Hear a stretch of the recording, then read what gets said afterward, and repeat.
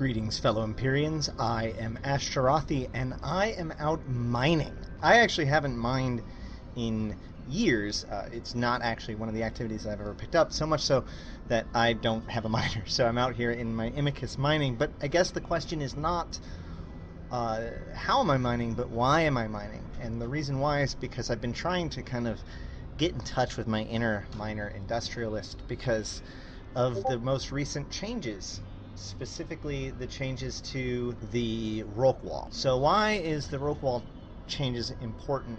Well, the Rorqual changes represent something that is very, very rare in EVE, which is they are completely removing a certain play style from the game.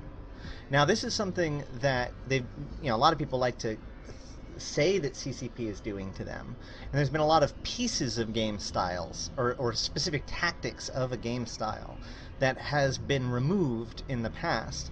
But this is the first time that a full play style has been more or less removed. So let me explain. The Rorqual is an industrial command ship. It is actually the largest industrial ship in the game, and it was originally designed to be kind of this mobile N-tier industrial platform, right? And this is like back in the day when the capitals had these kind of grandiose ideas that like a Titan was a mobile battle station, and a carrier, or sorry, a mothership was a mobile, like you could live out of it with the clone bays and all that stuff. That's why it was a mothership.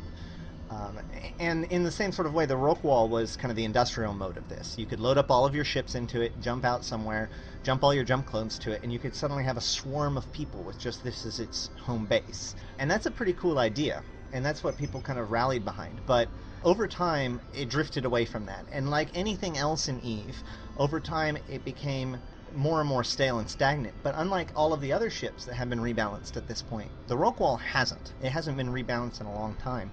In fact, there's a lot of problems with it. First of all, a lot of what has made it special has actually been removed. So, or not removed, but it's no longer special. For example, clone bays. One of the special things about Rorquals is that they can create jump clones. But with the change to standings not being required for jump clones, that removed kind of one of the things that made them sort of special. You could create them out of nowhere without having sovereignty. Another good example is compression. It used to be that compression pretty much had to be done within the Rorqual, but then they added it to POSes. And when they make these changes, Rorqual pilots would complain, and they would always say, well, we want to do something more with the Rorqual, but we can't yet. We don't know what it is. And they've always said that, even like during the carrier rebalance, when they're rebalancing, they rebalanced every other capital, and they said that they can't do the Rorqual yet. And the reason why was because of the boosting, right? So the idea is that one of the biggest functions of the Rorqual is that it has an industrial core mode, where it suddenly becomes super high boosts for mining and helps everybody within the fleet, within the system, or well, yeah, within the fleet. So, but the problem is that mining is largely AFK, and these boosters only get their value out of it because of the fact that they can sit in a safe position and be in this mode. And so when all of the other boosts were taken out of POSes, the Rorqual alone was left behind as to not disrupt that playstyle. But there was the idea that it would be changed eventually, and it seems that eventually has actually come. Now, I want to be clear before I go any further. I do not think that this is a bad change. I'm not arguing that this change shouldn't happen, but I think that it is important to think about these things when we are navigating through these changes, right?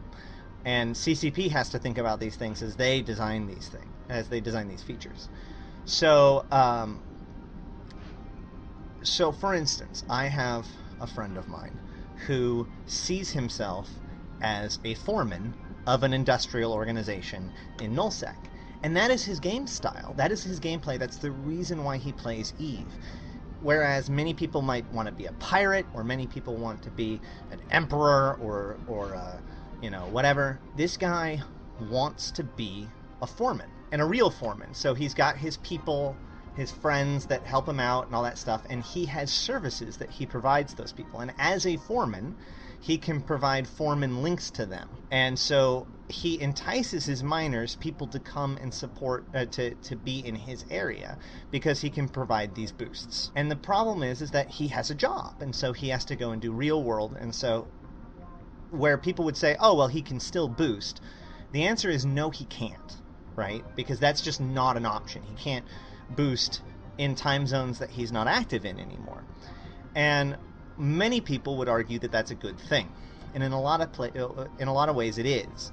But to him, to these players, this is incredibly disruptive to their gameplay. And this is important because these are the guys that make empires tick, right?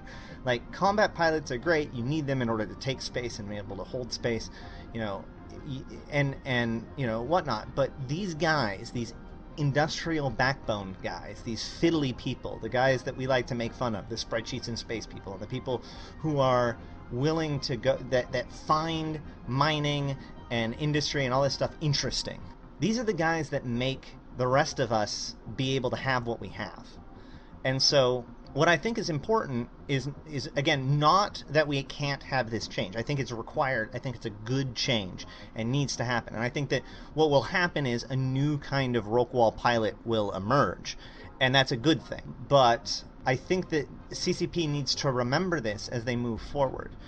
There's two big lessons that I can think of about this. One is that they need to remember that supporting their leaders, the softer skills, is important too. So hopefully they will give these guys something to crunch on, either in the form of better and additional tools to make it so that management isn't a giant pain in the butt, or perhaps maybe some extra cool things that comes from like industrial platforms. Because here's the thing, to him it's not a gameplay, it's a service. It's a service that he provides, and perhaps if he can provide it through a structure, then that would be okay.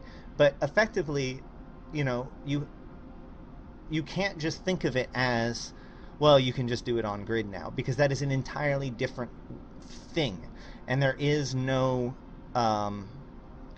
dead replacement for that game style.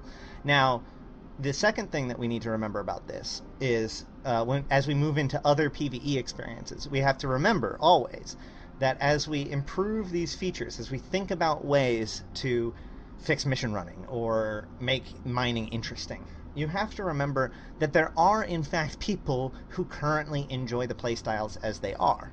In the same way as when Null was changed, there was a lot of people that were disrupted, because whether or not you argue that it's a better system, and whether or not you argue that NullSec is more vibrant and more alive than it was prior to in Dominion, it is still true that for those who existed on the old system are noticeably hurt by it, and understandably so. So as we build new features, as we correct other things like mission running, for instance, if you just fix mission running by quote-unquote making it harder in order to just try to break up the brainless attitude of it, like if you decide, okay, the problem with mission running is that it doesn't require any thought. And this is a good example because they actually did this with the drone changes, right? They didn't like the fact that drones, it was a not thinking process. You just AFK'd and all that stuff. And so they made it so that drones can be aggressed, or that rats changed their aggression so that way drones were still vulnerable. That change was to quote unquote make it harder or make it more interesting. And I think it was successful at to a certain extent. But my point is that as you make more changes, if we do propose more changes as we move into PvE, we also need to remember that there are people who are not interested in risking their ship every single time. There are some people that just want to grind on boars, or somebody who just wants to, make red crosses become, or red triangles become white rects, right? There has to be some sort of playstyle for that as well. Now, it can be lower tier and then upper, better stuff added on. Like, for instance, if they reworked level 5 missions and brought them back to high sec and then added a lot of that dynamic, interesting content to that, so that way people who still grind level 4 missions can still grind level 4 missions, but now there's this better thing that they can do too. Now you're not killing a playstyle. I don't think that was possible with this current feature, because it simply was a non-healthy playstyle that was merely kind of adopted and embraced by certain players. And unfortunately, for the betterment of design, it has to be changed. But it is important moving forward to keep it in mind as we weigh our recommendations, as the designers figure out what they want to do, etc. So yeah, I just wanted to think a little bit about that, because the other thing that's important is that these guys, the industrial leaders of the game, aren't extremely vocal. I'm bringing this up because I'm part of a faction warfare group.